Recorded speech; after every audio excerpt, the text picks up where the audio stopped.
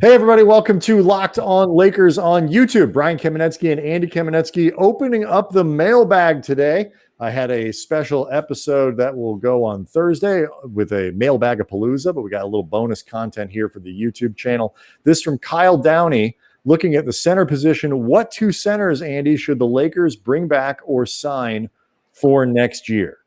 Well, I mean, you start with who the Lakers actually have or be in that position to return. With Marc Gasol, do you want him back as opposed to maybe putting him in a deal to help make the numbers work or secretly hoping he retires? Montrezl Harrell, do you want him to actually opt in? Ultimately, this is Trez's decision. He struck us both during his exit interviews as somebody who may recognize economically he needs to opt in, but doesn't seem particularly thrilled at the prospect.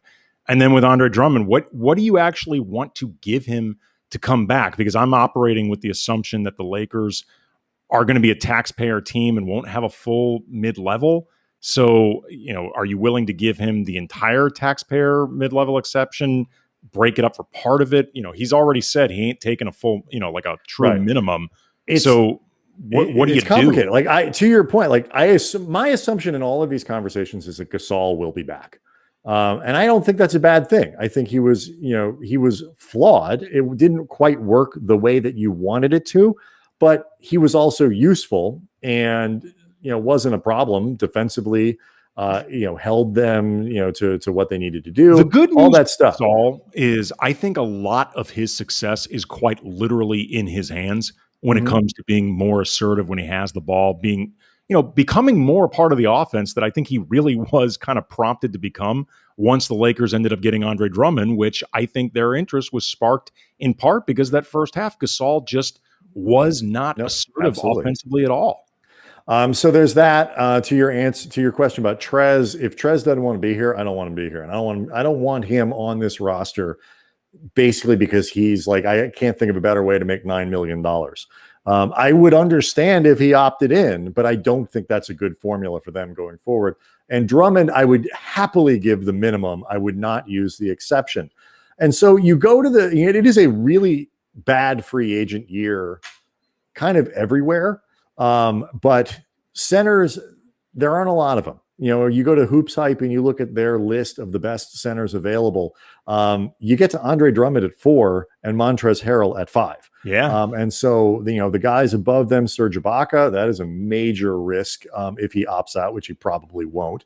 The only sort of unrestricted free agent the Lakers have any kind of even small hope that they could even make an offer to would be somebody like Richaun Holmes, who they can't really likely afford. Is too good. I would be stunned if they could afford him. I'd jump all over it. Stunned. Absolutely. But I'd be stunned. So what this gets to is, instead of just specific players, it's kind of, what do you want? If you assume that Marc Gasol is one of your centers, who else do you want as your other one? I think you need to get back to what we saw like in game 1 in the NBA Finals. Somebody who is a vertical threat, somebody who can get above the rim, finish on pick and roll lobs, finish on out of bounds plays, or the obligatory opening JaVale McGee lob that the Lakers ran every single time, 2 seasons ago. You need something like that. I think what they need this year is a better contrast as a legit big to Gasol. So a real 6'10", 6'11", 7-foot type, as opposed to Montrezl Harrell, but somebody who does something differently than Gasol does.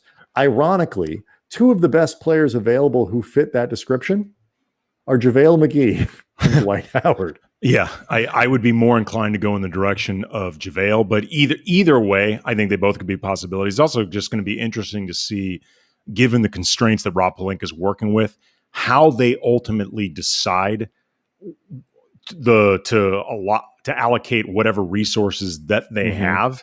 How much do you really want to spend on a position where, if your best lineups truly become AD at the 5, LeBron at the 4 in crunch time, do you want to spend $6 million on a center, even a pretty good one? I think the answer to that is probably not. Yeah, in most cases, probably not, unless it's a guy that you likely can't afford anyway. And also, a lot of this is going to be dictated by their success in bringing back Dennis Schroeder, bringing back Alex Caruso, bringing back THT, or finding some ability to sign and trade them and get something back for them.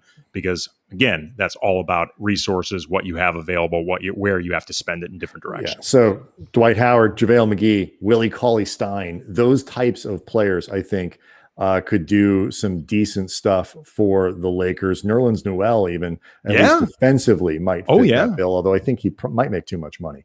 Dude, we are I'm counting on all these guys making too much money, except for JaVale. We are going to get neck deep into free agent prospects, into the draft, into all that stuff on Locked On Lakers at YouTube. We got some great guests that we're going to line up to help everybody get ready for that stuff. So make sure you subscribe to Locked On Lakers on YouTube and are subscribing to the podcast so you don't miss any of it. Keep those mailbag questions coming at Cam Brothers on Twitter, KamenetskyBrothers@gmail.com, and of course with a 5-star review on iTunes. We'll see everybody next time.